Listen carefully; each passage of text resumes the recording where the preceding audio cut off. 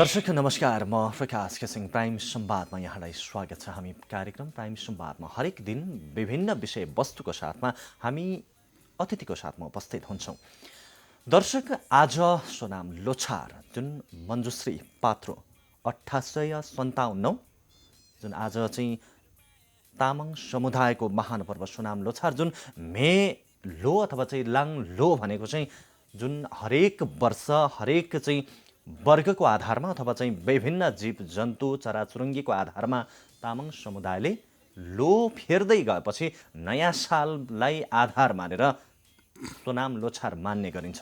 आज सोनाम लोछार र नेपाल बहुजाति बहुधार्मिक बहुसांस्कृतिक मुलुक भएको हुनाले त्यो भित्र रहेको बहुजातीय भित्र पनि तामाङ समुदायले मनाउँदै आएको सोनाम लोछारको विषयमा आज हामी नेपाल तामाङ गेदुङ सङ्घका केन्द्रीय अध्यक्ष मोहन गोले तामाङसँग हामी कुराकानी गर्छौँ र विभिन्न विषयमा, जस्तै लोछार भनेको के हो र लोछार कसरी मनाइन्छ, लोको अर्थ लगायत जुन यो वर्षबाट नेपाल सरकारले पनि सार्वजनिक रूपमा नै बिदा स्वीकारेको छ र यी र यस्तै विषयमा हामी कुराकानी गर्छौँ। यतिखेर हामीसँग हुनुहुन्छ प्राइम संवादमा नेपाल तामाङ गेदुङ सङ्घका केन्द्रीय अध्यक्ष मोहन गोले। उहाँलाई स्वागत गरौँ। स्वागत छ यहाँलाई।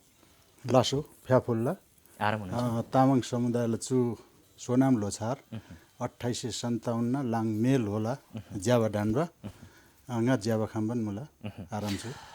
के छ यो लोछार भन्ने बित्तिकै चाहिँ धेरै चाहिँ जुन गुरुङको लोसार, शेर्पाको लोसार, त्यसै गरी तामाङ समुदायको लोसार, यो लोछार भनेको के हो, कसरी बुझ्न सकिन्छ आम नेपाली दर्शकहरूले अथवा गैर तामाङ चाहिँ जति पनि दर्शकहरू हुनुहुन्छ उहाँहरूले कसरी बुझ्न सकिन्छ यो लोछारको अर्थ? यसलाई सजिलो गरी बुझ्ने हो भने नयाँ वर्ष बुझौँ है। लो भनेको वर्ष, छार भनेको नयाँ तामाङ भाषामा। शेर्पा समुदायले लोसार भन्नुहुन्छ, गुरुङ र तामाङको त एउटै पर्छ होइन।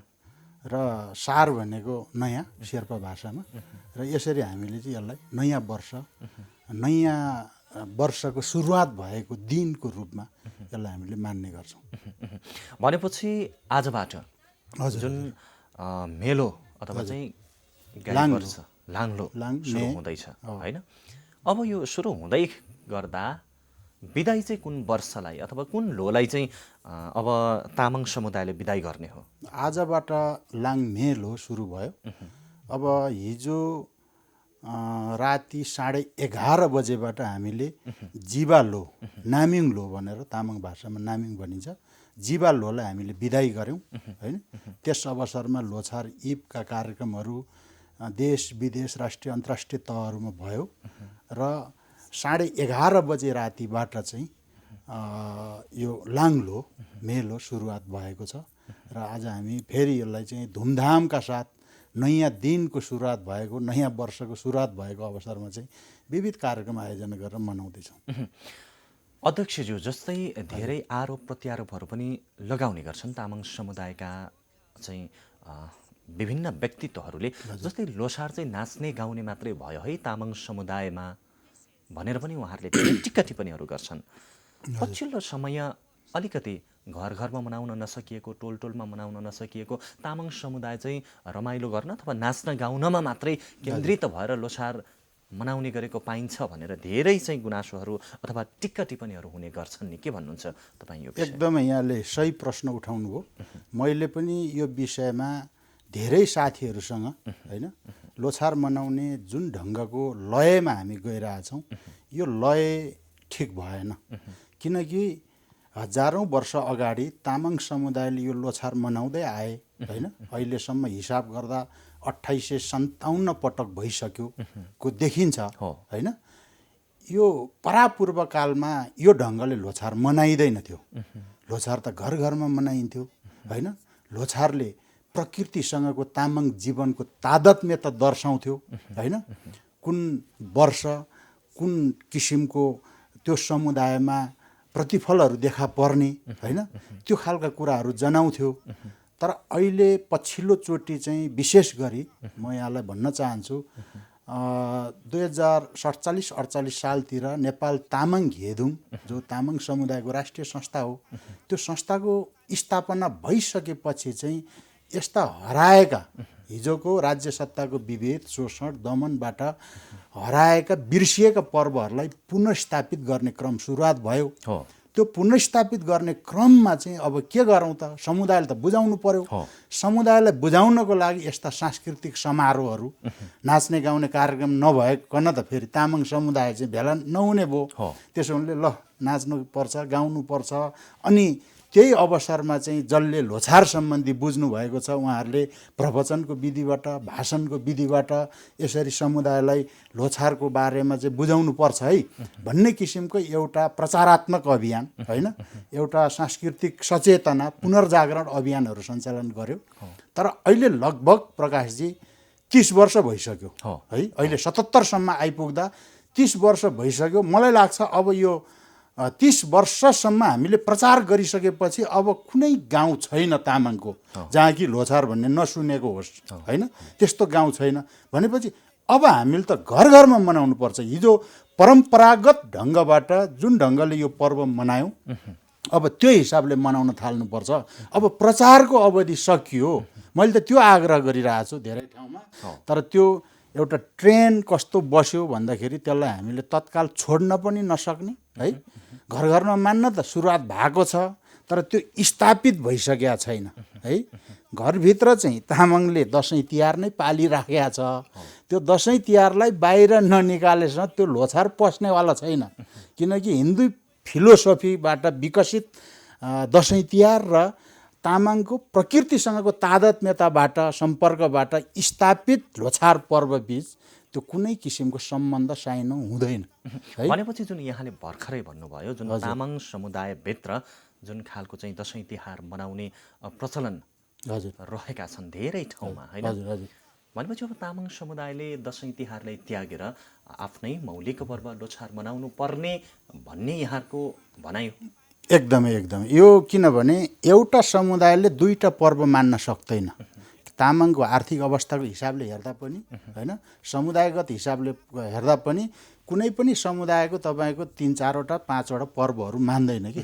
मान्ने आफ्नै ढङ्गको आफ्नै विधि लय प्रक्रिया अनुसारको हुन्छ होइन।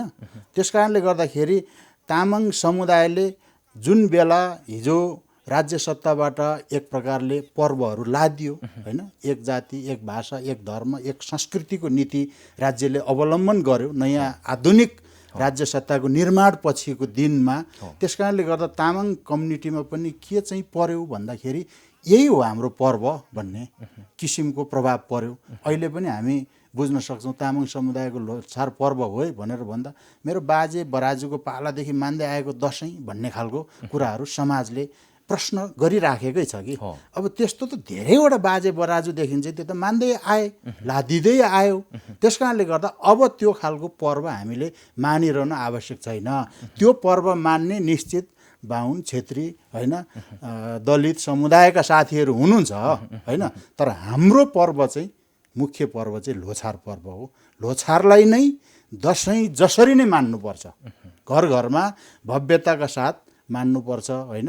टिका लगाउने, आशीर्वाद दिने, आफन्त भेटघाट गर्ने, मिठो मसिनो खाने, राम्रो लुगा लगाउने, लुङदर दर्जुहरू फहराउने धार्मिक रूपमा होइन, घर वरिपरि सरसफाइ गर्ने, यसरी मान्नु पर्थ्यो। तर त्यो चाहिँ हिसाबले विकास नभइकन चोकमा बाटोघाटोमा होइन विभिन्न सांस्कृतिक समारोह महोत्सव पिकनिकको रूपमा चाहिँ यो गयो। प्रचारको लागि त ठिक थियो तर अब चाहिँ यसरी हुँदैन। अब घर घरमा मनाउनु पर्छ भनेर नेपाल तामाङ घेदुङले प्रत्येक साल हामी आग्रह गर्छौँ। हाम्रो स्लोगनहरू पनि त्यही किसिमले तयार हुन्छ। यस वर्ष पनि हामीले जनगणना सम्बन्धी जोडेर प्रस्तुत गरेका छौँ होइन। आसन्न जनगणना 2078 मा तामाङ जाति तामाङ भाषा र बौद्ध धर्म लेखाउँ, कोभिड-19 को महामारीमा 2857 सोनाम लोछार लाङ मेलो घर घरमा भव्यताका साथ मनाऊ भनेर आग्रह गरेका छौँ। नारामा चाहिँ त्यो पास भएको छ तर व्यवहारमा अझै त्यो कता कता जुन ढङ्गले जानुपर्ने थियो त्यो जान सकेका छैन।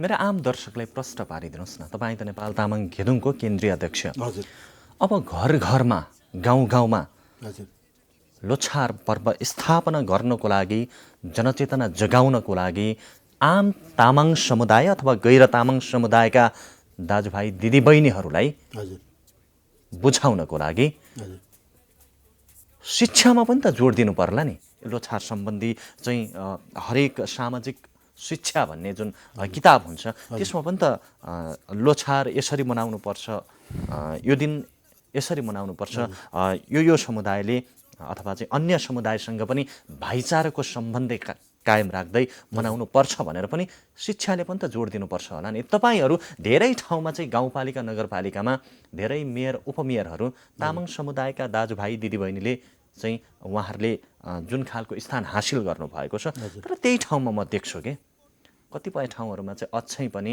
तपाईँको नर्सरीदेखि अथवा भनौँ शिशुदेखि 5 कक्षासम्म जुन सरकारले चाहिँ आफ्नै चाहिँ भाषा मातृभाषामा पढ्न पाइन्छ, लेख्न पाइन्छ भन्ने खालका चाहिँ संविधानमा उल्लेख गरेका छन्। तर यो पनि कहीँ कतै ओझेलमा परेको अथवा चाहिँ यो पनि चाहिँ लागू नभएको भन्ने धेरै ठाउँमा देखिन्छ। अनि घेदुङले किन यसलाई चाहिँ अलिकति पहल गर्न नसकेको हो कि? एकदमै यहाँले सही प्रश्न उठाउनु भयो। जुन काम हामीले गरिराखेका छौँ र यो वर्षदेखि त्यो कार्यान्वयनमा गएको छ प्रकाशजी, है। जस्तो नेपाल तामाङ घेदुङको स्थापना भइसकेपछि 52-53 सालदेखि नै मातृभाषा शिक्षा कार्यान्वयनको लागि पहल कदमी गर्यो, लिपिको विकास गर्यो, होइन। भाषाको विभिन्न भेगमा चाहिँ तामाङको त भिन्न भिन्न भाषाहरू छ, त्यसलाई एकरूपता ल्याउने कोसिस गर्यो।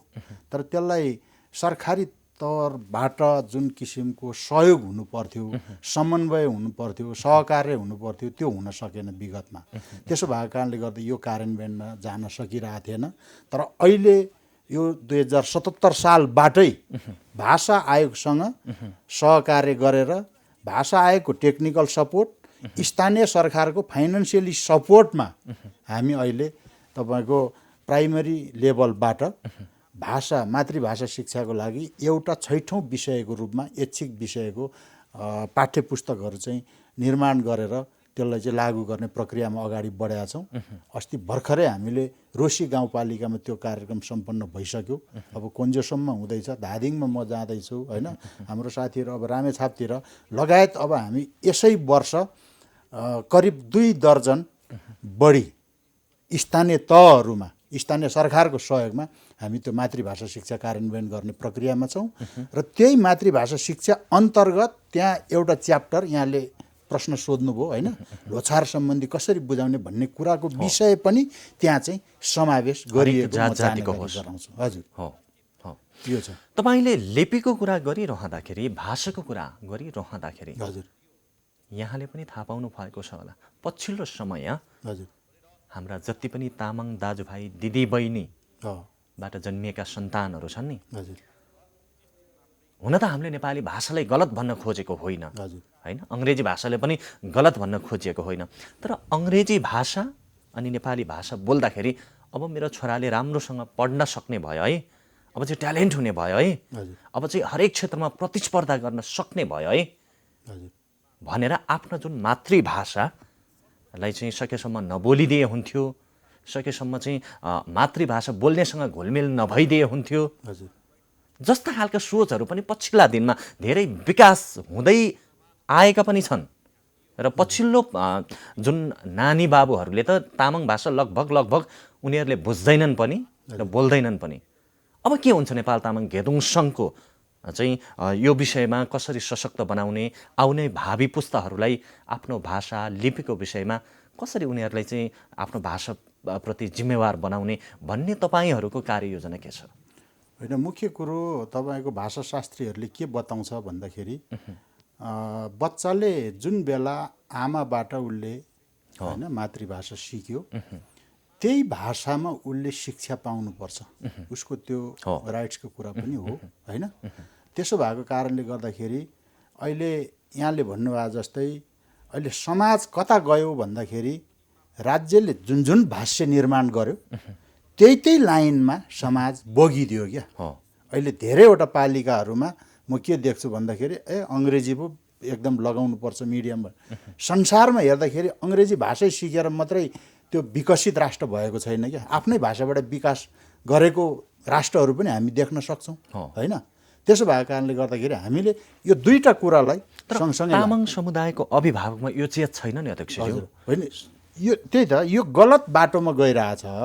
हाम्रो नेपाली समाजमा के देखियो भन्दाखेरि हिजो पञ्चायतले कस्तो खालले भाष्य निर्माण गरेको थियो भने नेपाली नागरिकताको प्रमाणपत्र लिनको लागि ढाका टोपी लाउनुपर्छ, खस भाषा नेपाली भाषा जुन अहिले तपाईँ र म बिचमा सवाल जवाब भइरहेछ, यो खरर बोल्नु सक्ने हुनुपर्छ।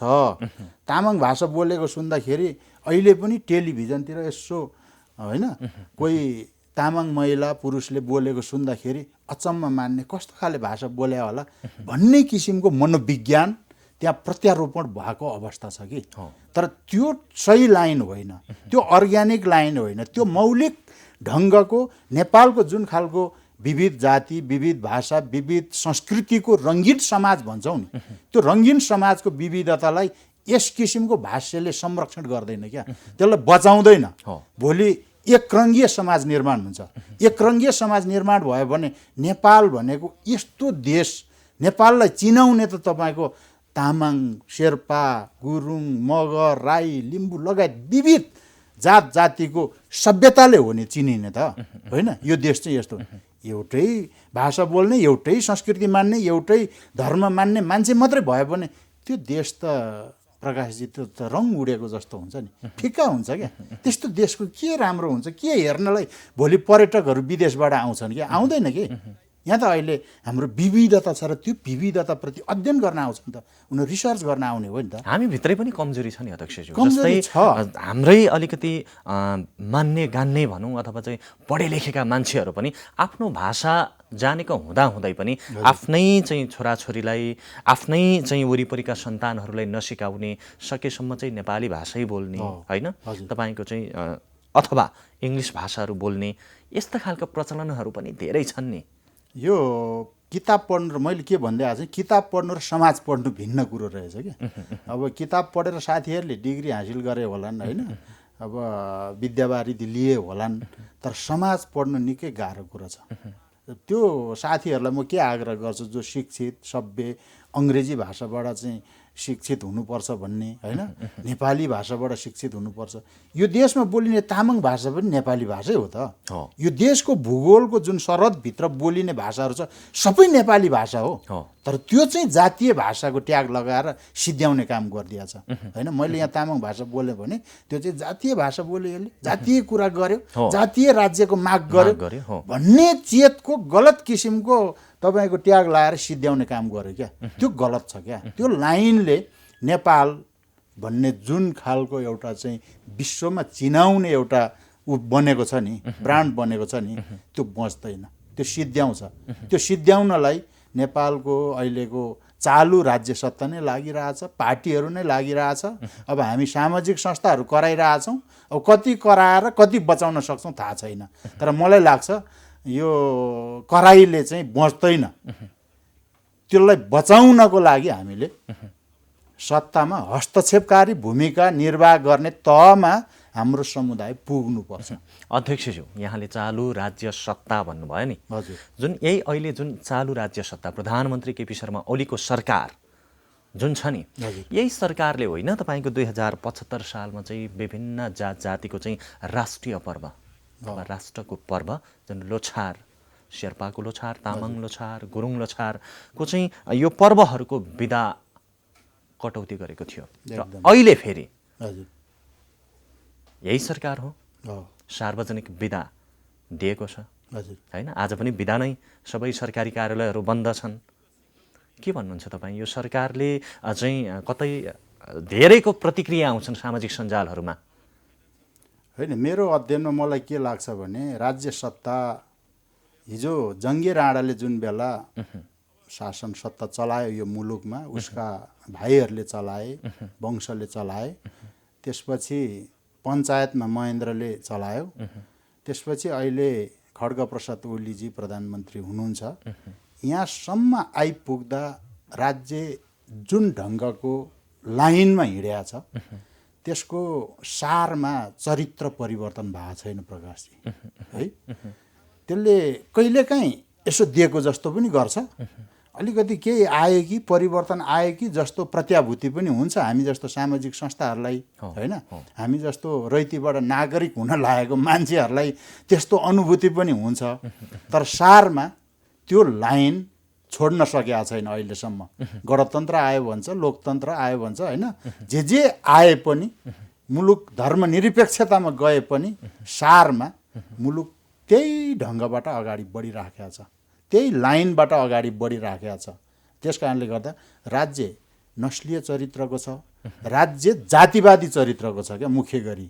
र जो जातिवादी हो, हामी जस्तो पहिचान देऊ, हामी जस्तो समानताको देऊ भनेर कुरा गर्ने मान्छेहरूलाई, भाषिक समानताको कुरा गर्ने, होइन, सामाजिक सांस्कृतिक समानताको कुरा गर्ने मान्छेलाई चाहिँ उल्टै जातिवादी भनेर सिद्ध्याउने काम गरेको छ। यो ज्यादै गलत छ। यो लाइनबाट तपाईँको देश समृद्धि हुँदैन, देश बन्दैन। त्यस कारणले गर्दाखेरि देश बनाउने हो भने हिजो जसको हातहरू यो राज्य निर्माण प्रक्रियामा चाहिँ तपाईँको हात प्रयोग भएन नि, त्यसलाई प्रयोग हुन दिनु पर्यो। देख्न सक्छौँ नि हामी कुलमान घिसिङ जस्तो एउटा हिजो राज्य सत्ताले मासिने मतवाली बनाएर विभेद गरेको, त्यो समुदायबाट एउटा मान्छेलाई तपाईँको विद्युत प्राधिकरणको एउटा निकाय, एउटा एउटा संरचनाको चाहिँ प्रमुख जिम्मेवारी दिँदाखेरि त कायापलट गरिदियो त। त्यस कारणले गर्दाखेरि सबैको हातको प्रयोग हुनु पर्यो राज्य सत्ता निर्माणमा, समृद्धिको दिशामा अगाडि बढ्दाखेरि। एउटा रुखो हात मात्रै प्रयोग भएर राज्य नबन्ने भयो के।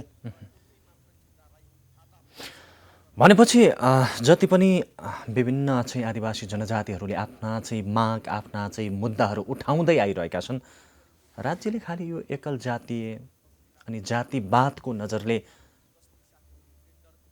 हेरिरहेछ भन्ने यहाँको तर्क हो। एकदमै यो त प्रष्टै भयो नि। उसलाई अप्ठ्यारो पर्दाखेरि केही दिएको जस्तो पनि गर्छ, चारो छरिदिए पनि जस्तो गर्छ, केही सहानुभूति लिउँ भन्ने पनि देखिन्छ है। जस्तो अहिले केपी ओली नेतृत्वको सरकार अलि अप्ठ्यारोमा छ। त्यो अप्ठ्यारोमा पर्दाखेरि जस्तो अस्ति माघी पर्वमा पनि बिदा दियो, अब तामाङ समुदायको आजको यो सोनाम लोछारको पर्वमा पनि बिदा दियो। तर उनैले हिजो खोसेका थिए है, गल्ती अलिकति करेक्सन भएको चाहिँ हामीले अनुभूति गरेका छौँ। तर यसलाई स्थायी रूपमा गर्ने कि नगर्ने त।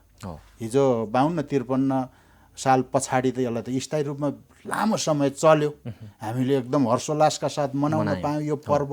अहिले तपाईँको कहिले दिने कहिले नदिने, सामाजिक संस्थाले सधैँभरि सिंहदरबारलाई घचघचाइरहनु पर्ने, यो त राम्रो भएन, होइन। अनि सीमित समुदायलाई मात्रै बिदा दिने भनेर भनिदिने गर्दाखेरि त अब हाम्रो त छोराछोरीहरू चाहिँ स्कुल लागेपछि त त्यहाँ त पढ्न जाने भयो। कार्यालय खुल्दाखेरि त्यस्तो के बसिराख्ने, होइन, जानुपर्छ कार्यालयतिर काम गर्नुपर्छ भन्ने भयो। त्यस्तो बिदाले खासै अर्थ राख्दैन। त्यस कारणले गर्दाखेरि यो बिदालाई हाम्रो चाहिँ माग के हो भन्दाखेरि नेपाल राजपत्रमा प्रकाशित गरेर स्थायी रूपले दिने र वार्षिक रूपमा जुन क्यालेन्डर प्रकाशन हुन्छ, राज्यले मान्यता दिएको सौर्य पात्रको क्यालेन्डर, त्यसमा उल्लेख गर्नुपर्छ। नभएसम्म यो चाहिँ हाम्रो आन्दोलन जुन किसिमको हिजोको दिनमा सञ्चालन भएको थियो त्यो हामी भनिरहन्छौँ।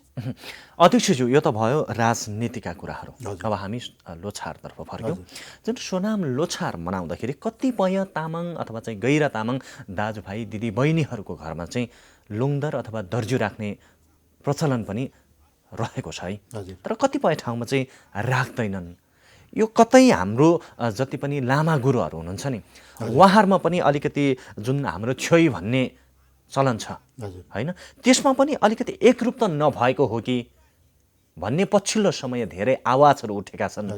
के भन्नुहुन्छ तपाईँ एउटा नेपाल तामाङ गेलुङको केन्द्रीय अध्यक्ष भएको नाताले? यो पर्वको महत्त्व सम्बन्धी बुझाइको कमी कमजोरीको कारणले यसो भएको भन्छु म। किनभने सोनाम लोछार पर्वको धार्मिक महत्त्व छ, सामाजिक महत्त्व छ, सांस्कृतिक महत्त्व छ, आर्थिक महत्त्व, स्वास्थ्य जीवनको हिसाबले पनि महत्त्व छ तपाईँको। म यसलाई अलिकति तपाईँलाई यहाँ व्यक्त गर्न चाहन्छु। धार्मिक रूपले किन महत्त्व छ भन्दाखेरि हामीले अब यो नयाँ साल सुरु भयो, नयाँ साल सुरु भइसकेपछि अब यो वर्ष राम्रो होस् भन्नको लागि घरमा लुङदर दर्जो फहराउने लामा गुरुहरूबाट शान्तिको मन्त्रोच्चारण गर्ने यस खालको कामहरू हामीले गर्नै पर्छ है। यसले धार्मिक महत्त्व जनाउँछ। अब सामाजिक रूपमा हामी इष्टमित्र भेटघाट हुन्छ, रमाइलो गर्छ, खानपिन खालका कुराहरू हुन्छ, आशीर्वाद दिने कुराहरू हुन्छ, यसले सामाजिक महत्त्व जनाउँछ। सांस्कृतिक रूपमा हामी चाहिँ तपाईँको परापूर्वकालदेखि हामीले चाहिँ जुन संस्कृतिहरूलाई बचाउँदै आएको त्यसको उजागर गर्ने कुराहरू हुन्छ। आर्थिक रूपमा पनि कतिपय समाजमा के छ भन्दाखेरि अहिले त धेरै ठाउँमा गरेको पाइँदैन, तर त्यो चाहिँ तपाईँको पुरानो ऋणहरू तिर्ने, नयाँ ऋणको चाहिँ सुरुवात गर्ने, नयाँ व्यवसायको सुरुवात गर्ने, यसले आर्थिक महत्त्वको क्षेत्र दर्शाउँछ। स्वास्थ्यको हिसाबले हेर्ने हो भने अझ तपाईँको चाहिँ हाम्रो प्रत्येक शरीरको पञ्चतत्त्वको उसँग चाहिँ सम्बन्ध रहन्छ। जस्तो कलेजोको सम्बन्ध काठसँग हुन्छ, मुटुको सम्बन्ध आगोसँग हुन्छ होइन, तपाईँको चाहिँ फोक्सोको सम्बन्ध फलामसँग होइन। यो किसिमले चाहिँ प्रत्येक शरीरको अङ्गको पनि त्यो खालको महत्त्व हुने हुन्छ। हेर्नुहोस्, त्यो महत्त्व हुने हुँदाखेरि जुन मान्छेमा चाहिँ जुन तत्त्वको कमी भयो त्यस तत्त्वबाट चाहिँ हामी उपचार विधिहरू खोज्ने हिजोको प्रक्रियामा थियो। जस्तो फलाम तत्त्वको कमी भयो भने सुनको फलामको कल्लीहरू होइन चाहिँ त्यो हारहरू बनाएर लगाइदिने होइन, त्यस्तो किसिमको उहरू त्यस कारणले गर्दा उपचार विधिसँग पनि यो सम्बन्धित छ। यस खालको महत्त्वहरूको बारेमा बुझ्न नसक्दाखेरि अहिले अलिकति लोछार पर्वको चाहिँ यो खालि नाचगान रमाइलो गर्ने, कलाकार नाच्ने होइन, यस्तो किसिमको उसमा मात्रै गइरहेछ। यो अलिक गलत लाइनतिर समातिरहेछ। यसबाट सही ट्र्याकमा हिँडाउनको लागि हामी पहल गरिरहेछौँ। अध्यक्षज्यू, हामी जाँदा जाँदै अन्तिममा आइपुगेका छौँ। तपाईँ नेपाल तामाङ घेदुङ सङ्घका केन्द्रीय अध्यक्ष हुनुहुन्छ। हजुर, के भन्नुहुन्छ हाम्रा आम दर्शकहरूलाई, जुन नेपाली तामाङ समुदायका दाजुभाइ लगायत गैर तामाङ अथवा अन्य नेपाली दाजुभाइ दिदीबहिनीहरूलाई आज तपाईँ लोछारको दिन यहाँ हुनुहुन्छ कार्यक्रम प्राइम संवादमा, के भन्नुहुन्छ लोछारको बारेमा अथवा चाहिँ एक आपसमा हामी नेपालीहरू बिच सहिष्णुता कायम गर्ने विषयमा होइन, कसरी मनाउनुपर्छ, अन्तिममा के छ तपाईँको? होइन, मैले धेरै ठाउँमा यो आग्रह गर्दै पनि आएको छु होइन। सोनाम लोछार 2857 लाङमेल हो, जुन वर्षको सुरुवात आजको दिनबाट भएको छ। यो तामाङ समुदायको मात्रै नभएर मङ्गोल सभ्यतालाई नै उजागर गर्ने एउटा सांस्कृतिक पर्व हो। यस्तो महत्त्व बोकेको पर्वलाई हामीले अब सार्वजनिक समारोहको रूपमा मात्रै नमानौँ होइन। भर्चुअल समारोहमा पनि अहिले मान्न थालेका छन्। भर्चुअल समारोहमा मात्रै यसलाई सीमित नगरौँ, किनकि हिन्दू समुदायले दसैँ चाहिँ भर्चुअलमा मानेको हामीले देखेका छैनौँ होइन। त्यस कारणले गर्दा यसलाई घर घरमा मानौँ। यसको परम्परा, यसको विधि प्रक्रिया, यो पर्वको महत्त्व बाँच्ने भनेकै घरमा मान्दा मात्रै हुन्छ। घरमा जबसम्म हामीले यसलाई मान्न सक्दैनौँ यो पर्वको महत्त्व बच्दैन, यसको गरिमा रहँदैन। त्यसो भएको हुनाले सबैले आफ्नो समाजमा सामाजिक सद्भाव कायम गर्ने हिसाबले होइन, कसैले कसैलाई किन नराम्रो कुरा गर्नु पर्यो होइन, शान्ति सद्भाव कायम गर्ने हिसाबले यो पर्वलाई लिउँ, यो पर्वलाई भव्यताका साथ मनाउँ, घरमा स्थापित गरौँ, म यो आग्रह गर्न चाहन्छु। हस्, समय र जुन कार्यक्रम प्राइम संवादको लागि यहाँले समय दिनुभयो, यहाँलाई धेरै धेरै धन्यवाद। मेरो तर्फबाट पनि प्राइम टेलिभिजन परिवारलाई र कार्यक्रम प्रस्तोता प्रकाशजीलाई हार्दिक धन्यवाद, आभार व्यक्त गर्न चाहन्छु। धन्यवाद। दर्शक, हामीले कार्यक्रम प्राइम संवादमा आज जुन तामाङ समुदायको आज मनाइरहेको जुन सोनाम लोछार पर्व 2857 मेलोको पेरिफेरीमा रहेर हामीले कुराकानी गऱ्यौँ र हामीले लोछार के हो र आगामी दिनमा नेपाल तामाङ घेदुङ सङ्घले कसरी तामाङ समुदायलाई अझै पनि सुसूचित गराउने, आफ्नो भाषाप्रति, आफ्नो चाहिँ संस्कृतिप्रति, आफ्नो रीतिरिवाजप्रति, आफ्नो समुदायलाई कसरी अझै पनि सशक्त तरिकाले अगाडि बढाउने लगायतका विषयमा हामीले कुराकानी गऱ्यौँ। कार्यक्रम प्राइम संवादको समय सकिएको छ। कार्यक्रम प्राइम संवादबाट हामी सबैजना बिदा हुन्छौँ। नमस्कार।